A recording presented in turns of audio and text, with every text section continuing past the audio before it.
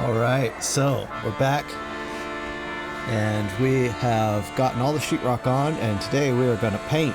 So I'm going to try an experiment for you today. I'm going to use this old Craftsman spray. It's an airless sprayer.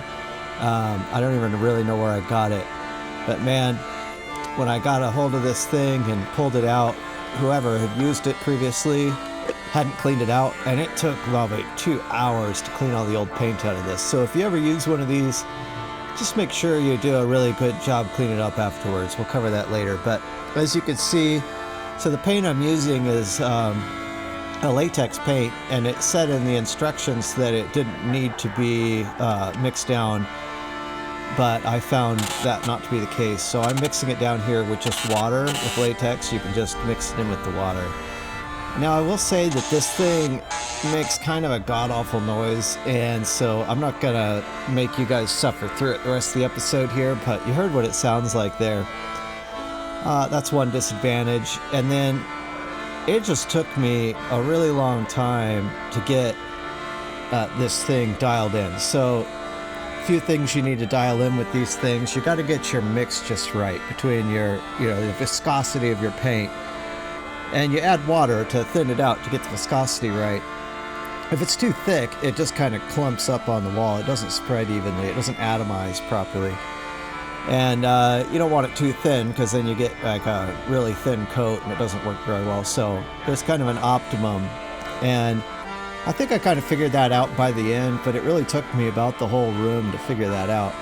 Now I have a nozzle that goes on the end of this sprayer that is flexible. And so I'm using that flexible nozzle to paint like the ceiling and whatnot, so I can keep the spray gun level. And woo, we're going to try a different perspective here for you. But that way I can keep the spray gun level and still paint the ceiling. I did discover, so another thing with these is there's different orifice sizes on the nozzle heads. And I had to actually use a larger orifice when I used the extension nozzle, and that was not in the instructions, but I found that to really help out.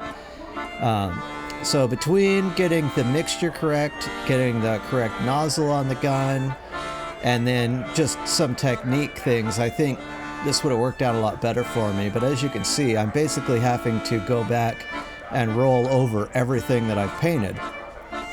Now it is going pretty quick. You can see the paint gets on the wall pretty fast. So, I don't know, pros and cons. Well, with that, successfully made a mess. But the room is painted. Now, it took longer than I thought it would with that spray gun. It's not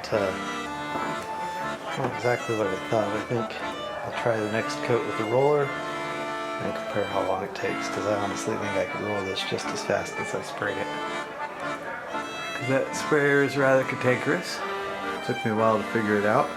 Once I figured it out, it was okay. Still think it'd be faster and a lot cleaner. You can see all of the paint on the floor. This is one messy process. So it's a good thing that we masked everything. But I don't know. I think maybe I'll spray the corners and roll the rest in the next one. So there we are. First coat done.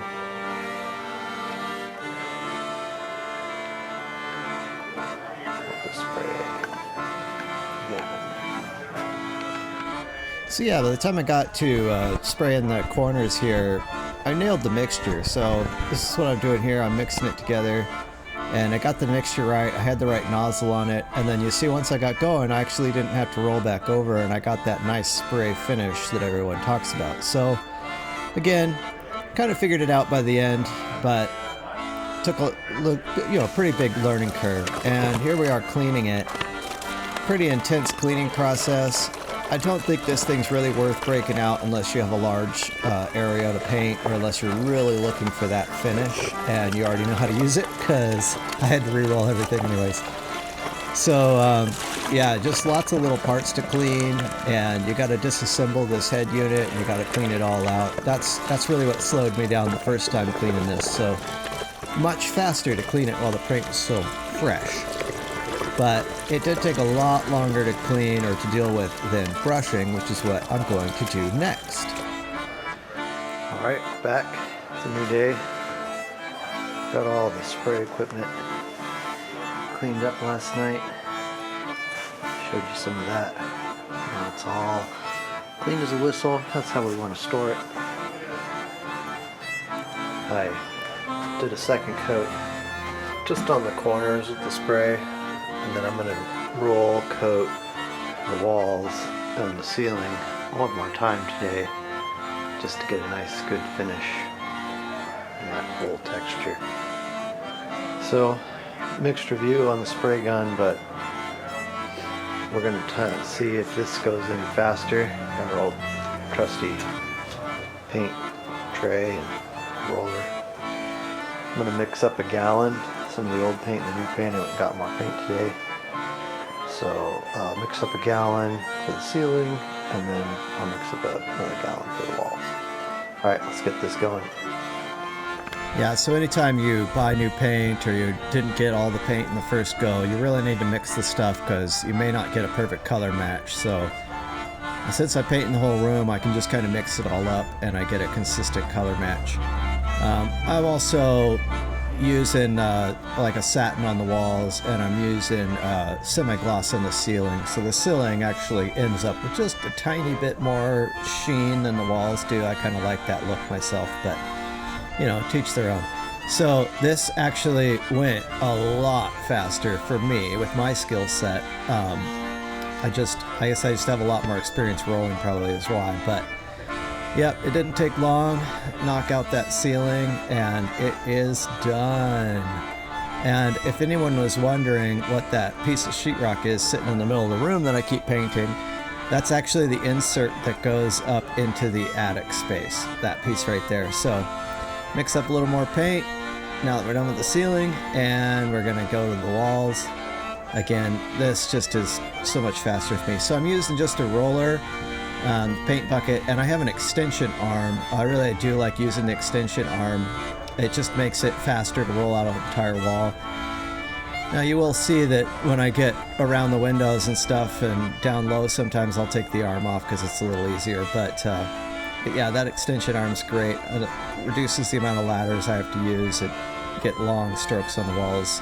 Anybody that's going to do this, I highly recommend getting an extension arm. Make your life way easier.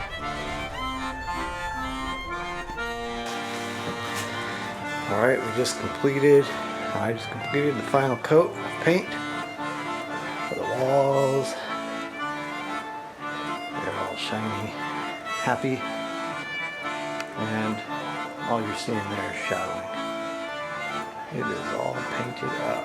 So now, time to clean up. Remove some of this tape. So when we use the roller, paint to clean up is a lot easier. First, I'm going to put the roller in this bag, save it for later. No sense in cleaning these things up. They're kind of disposable, but I put them in bags and it keeps them moist, and then you can use them maybe a few months. They'll last. So I'll do that, and I will clean up the roller itself. And I'm going to get a hand brush out. Just do a little touch up just to use up the rest of the paint in this tray. And that's it. We're good. And then I'm going to go ahead and take this masking gun.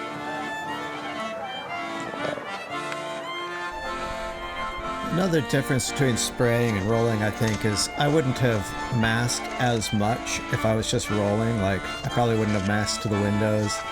I would have just put tape along these walls. I wouldn't have included the paper. So, you know, you might consider that when you're trying to weigh whether you want to spray or not. I decided to spray just so that I could try it out for the video here, let you guys see what the difference is. But I'll tell you, you know, it's pretty easy to put this masking up and take it down though. And I'm just saving the old sheets because that way I can reuse them later. And now that this spray equipment's dry, I put it away, and guess what? It snowed! Yeah, so as far as weather here goes, it's actually pretty nice. We have a lot of sunny days in the winter, and historically, the giant snowfall is like 8 to 12 inches historically, so I don't think we're really going to have to worry about too much snow here. which is kind of a good sign, but it does get cold. And so after we did all that, we had this show here at the farmers market. It's a nice little Christmas farmers market. Love the Christmas tree. And gonna mix in a little shot from the river for you. And this is from the same photo shoot as that opening shot you saw. And this, I just was fascinated by the way the water froze in layers, and then the river was still flowing between the layers of frozen water, making these really cool designs. Although it was a little windy that day.